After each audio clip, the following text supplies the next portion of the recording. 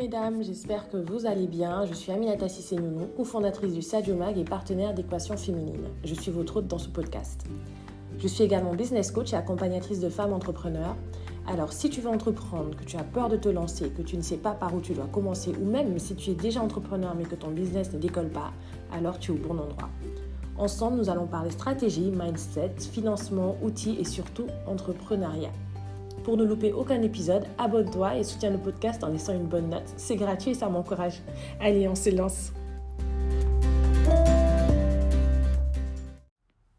Hello mesdames, j'espère que vous allez bien.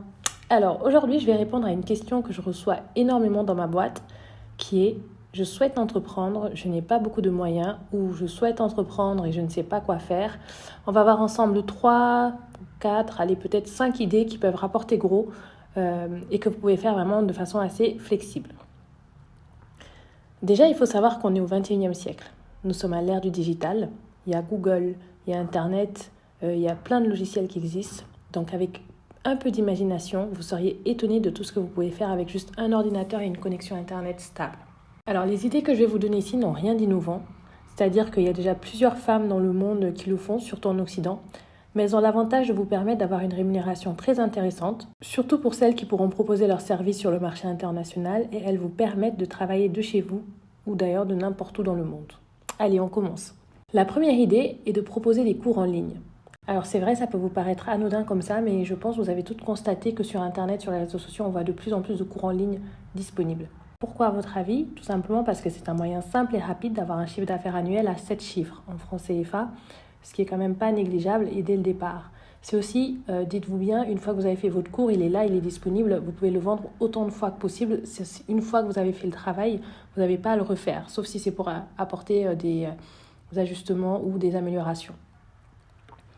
Donc par exemple, si vous êtes photographe, vous pouvez faire un cours en ligne permettant à vos élèves d'apprendre à réaliser de belles photos, à utiliser Photoshop, à jouer avec les contrastes, etc.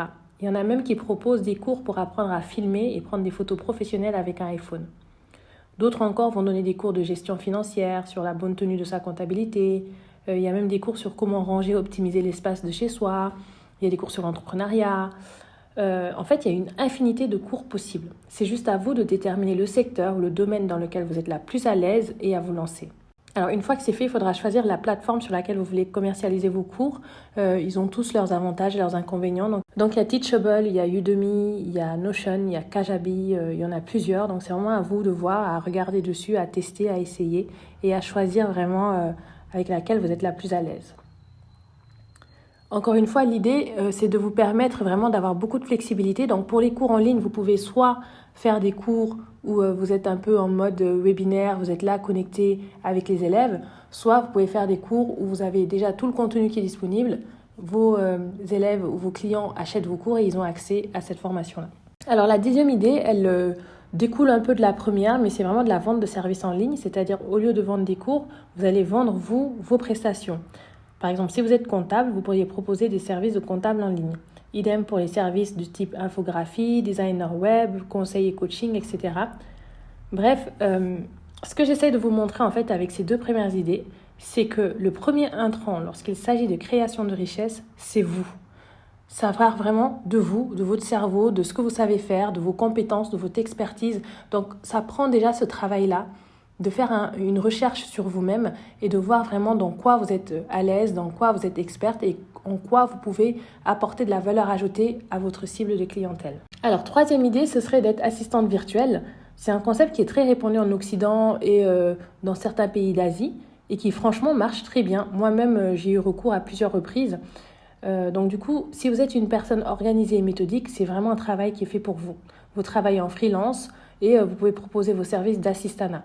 Les services peuvent aller de la réservation de billets d'avion à l'organisation de voyages, à la rédaction de textes, à l'organisation des rendez-vous ou encore à la gestion du service clientèle. C'est vraiment à vous de voir en fait où est-ce que vous voulez vous spécialiser ou vous proposer le tout. L'idée, c'est vraiment de pouvoir décharger les entreprises et les entrepreneurs de certaines choses pour leur permettre de se concentrer sur le développement de leur entreprise en fait. Alors, il y a plein de groupes Facebook qui existent et qui sont uniquement dédiés à l'assistanat virtuel. Donc, la recherche de clients est vraiment pas très compliquée. Si vous êtes anglophone, c'est encore mieux parce que la plupart du temps, les entrepreneurs, les entreprises qui font appel à l'assistanat virtuel pour le moment, ce sont des entreprises anglophones, mais il y a beaucoup de personnes francophones qui utilisent cela. Vous pouvez d'ailleurs proposer vos services sur des plateformes de type 5euros.com, vous allez voir, mais ça va être aussi l'idée qui suit, donc c'est la transition. C'est d'aller sur des sites comme 5euros.com et de proposer vos services. Vous pouvez d'ailleurs, vous, si vous êtes entrepreneur, trouver des services pas mal intéressants dessus. Et vous allez avoir plein de choses sur créer un site internet, proposer de la traduction. C'est vraiment, vous voyez en quoi vous êtes bon et vous pouvez le proposer. Déjà, si vous ne voulez pas vous lancer directement dans l'assistanat virtuel, faites un tour sur ce site, voyez sur quoi vous pouvez vous positionner. Et à partir de là, vous verrez par vous-même où est-ce que vous êtes la meilleure et où est-ce que vous pouvez vraiment vous positionner. Dans la même lignée, il y a le travail de community manager qui consiste à gérer les réseaux sociaux pour une entreprise. Alors moi, me concernant, j'ai eu à travailler avec des assistantes virtuelles situées sur d'autres continents et franchement, ça me permettait, comme je disais tout à l'heure, de me concentrer sur mon entreprise et sur sa croissance. Et ça m'évitait de m'attarder sur la création de contenu, par exemple, ou encore sur le traitement des mails, etc. Surtout, par exemple, quand je prenais des périodes de vacances, comme vous avez pu voir pour celles qui me suivent sur les réseaux sociaux avec les enfants, j'aime pas beaucoup travailler pendant ces périodes-là. Et tout ça, en fait, c'est pour vous dire que le travail d'assistanat virtuel n'a pas besoin de proximité physique. Il y a vraiment Internet qui est là et ça règle tout, ça comble tout. Alors, je vous en donne un dernier pour la route, c'est la vente de création digitale en ligne. Par exemple, sur Etsy ou sur toute autre plateforme de vente en ligne, vous pouvez vraiment proposer vos créations. Et ça peut être des petits carnets décorés, ça peut être des e-books, ça peut être des coloriages pour les enfants. Enfin, c'est vraiment à vous de voir. Et de nos jours, avec des outils comme Canva, c'est vraiment super simple de proposer du contenu à vendre et à pouvoir le commercialiser. Donc voilà, j'essaie vraiment de vous partager des petits jobs flexibles que vous pouvez faire à partir de chez vous. C'est vous qui choisissez vos clients, vous choisissez vos horaires de travail, vous choisissez vos tarifs. Bref, vous êtes la boss. Et retenez bien, le plus dur, c'est de trouver une activité qui vous passionne ou du moins dans laquelle vous avez de l'expertise. Et à partir de là, il faut commencer à faire des recherches sur Internet afin de voir ce qui est proposé et en quoi vous pourriez apporter votre petite touche et vous démarquer. Voilà, donc je ne sais pas si vous avez remarqué, j'essaye maintenant de vous faire des formats en 10 minutes grand max, donc ça a été vraiment à la demande de plusieurs d'entre vous. Tout simplement parce que voilà, on est toutes des mamans, on est actives, on est dynamique, ou même si on n'est pas maman, on est femme d'affaires, on est entrepreneur. Le temps, c'est de l'argent. L'idée, c'est vraiment de vous permettre d'avoir accès à un maximum d'informations en un minimum de temps. Allez, bye bye.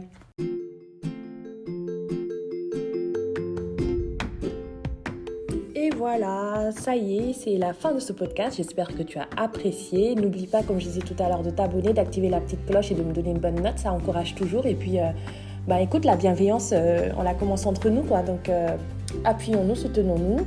On se donne rendez-vous très bientôt pour un prochain podcast. Et n'hésitez pas à me mettre en barre d'infos ou en tout cas en commentaire ou sur ma page Instagram @aminata_cc_nuno les sujets que vous voudriez voir abordés dans le podcast. Allez, à bientôt, bye bye.